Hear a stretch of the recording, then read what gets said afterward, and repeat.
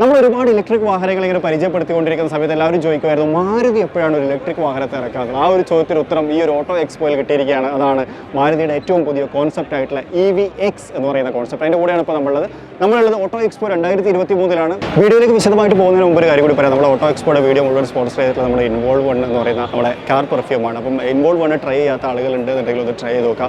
കാരണം വെച്ച് കഴിഞ്ഞാൽ വളരെ നല്ല സ്മെല്ലാണ്, നല്ല അടിപൊളി ഫ്ലഷി ആയിട്ടുള്ള സ്മെല്ലുകൾ. ഒരുപാട് പ്രൊഡക്റ്റുകളുണ്ട്, സ്പാർക്ക്, മസ്ക്, അതുപോലെ ലെമൺ, തുടങ്ങിയിട്ട് വ്യത്യസ്തമായിട്ടുള്ള ഫ്ലേവറുകളിൽ ഈ ഒരു മോഡൽ അവൈലബിൾ ആണ്. ഒരു 300 രൂപയാണ് ഇതിൻ്റെ പ്രൈസ് വരുന്നത്. ഒരു 3-4 മാസം കാലയളവോളം നമുക്കത് ഉപയോഗിക്കാൻ പറ്റും. വാങ്ങിയ എല്ലാവരും നല്ല അഭിപ്രായം പറഞ്ഞൊരു പെർഫ്യൂം കൂടിയാണ്. ചെക്ക് ചെയ്ത് നോക്കാം. ഡിസ്ക്രിപ്ഷനിനകത്ത് ലിങ്കും കാര്യങ്ങളൊക്കെ ഞാൻ കൊടുത്തിട്ടുണ്ട്. മാരുതിയായിരുന്നു ആദ്യം മോഡലുകൾ അവതരിപ്പിച്ചു തുടങ്ങിയത്. അവരുടെ ഫസ്റ്റ് വാഹനത്തെയാണ് ഇപ്പോൾ നമ്മൾ കണ്ടുകൊണ്ടിരിക്കുന്നത്.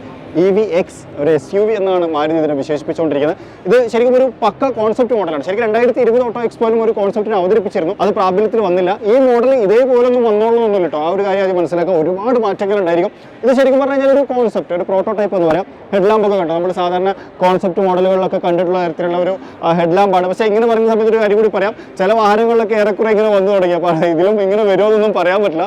പ്രത്യേകിച്ച് ഇതൊരു ഇലക്ട്രിക് വാഹനമാണ്. 60 kWh ബാറ്ററിയാണ് ഇതിനകത്ത് പ്രവർത്തിക്കുക. 550 കിലോമീറ്റർ റേഞ്ചും ഇത് പ്രൊവൈഡ് ചെയ്യും എന്നുള്ളതാണ്. ഇവിടെ ഒരു എയറോഡൈനാമിക്സിന്റെ ഭാഗമൊക്കെ കൊടുത്തിട്ടുണ്ട്. അതുപോലെ തന്നെ ബമ്പറും കാര്യങ്ങളൊക്കെ കുറച്ചും കൂടി സെപ്പറേറ്റ് ആയിട്ട് നിൽക്കുന്ന ഒരു ഫീൽ ഉണ്ടല്ലേ. ശരിക്കും പക്ഷേ അതൊരു കോൺസെപ്റ്റ് ആയതുകൊണ്ടായിരിക്കാം. ഒരു ഇല്ലുമിനേറ്റിംഗ് സുസുക്കി ലോഗോയാണ് ഫ്രണ്ടിൽ കൊടുത്തിട്ടുള്ളത്. അതൊരു വ്യത്യാസമായിട്ട് തോന്നി. അതുപോലെ ഇതൊക്കെ ഒരു ഗ്ലാസ് പാർട്ടാണ്.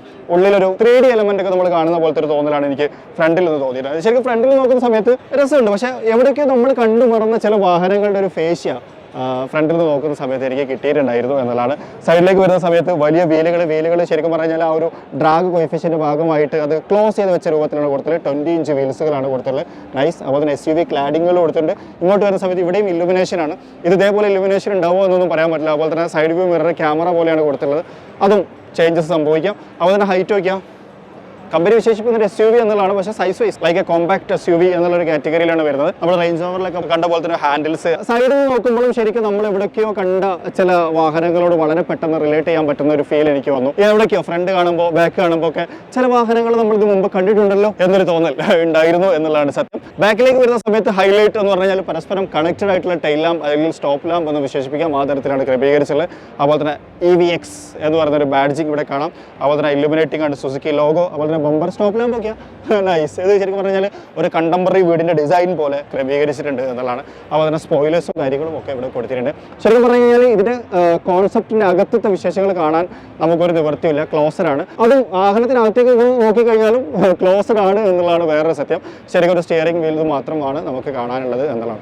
അപ്പം ഇതായിരുന്നു മാരുതി അവതരിപ്പിച്ചത്. 550 കിലോമീറ്റർ റേഞ്ച് കിട്ടാവുന്ന ഒരു ഇലക്ട്രിക് വാഹനം എന്നതിനെ വിശേഷിപ്പിക്കാം. അത് മാരുതി ഇതിൻ്റെ കൂടുതൽ പറഞ്ഞു 2025 ഇതിൻ്റെ സെയിൽ ഉണ്ടാവുക എന്നുള്ളത്. അപ്പം ഓട്ടോ എക്സ്പോയിൽ കഴിഞ്ഞിട്ട് ഈ ഒരു വർഷത്തിൽ തന്നെ ഇതിനെ എക്സ്പെക്ട് ചെയ്യേണ്ട എന്നുള്ളൊരു സൂചന കൂടി മാരുതി തന്നിട്ടുണ്ട്. അപ്പോൾ എന്തായാലും മാരുതി ഒരു ഇലക്ട്രിക് വാഹന വിപണിയിലേക്ക് ഇറക്കുന്ന സമയത്ത് നമുക്ക് കുറച്ചും കൂടി ബെറ്റർ ആയിട്ടുള്ള മോഡലുകൾ അല്ലെങ്കിൽ കുറച്ചും കൂടി ബഡ്ജറ്റീവ് ആയിട്ടുള്ള മോഡലുകൾ വാങ്ങാൻ കഴിയും എന്നുള്ളൊരു പ്രതീക്ഷ കൂടി ഞാനിതിൻ്റെ കൂടെ പങ്കുവെക്കാണ്. അപ്പോൾ ഇതാണ് ആദ്യത്തെ വീഡിയോ ഫ്രം ഓട്ടോ എക്സ്പോ. അപ്പോൾ അടുത്തൊരു വീഡിയോയിൽ മറ്റൊരു വിശേഷമായിട്ട് കാണാം.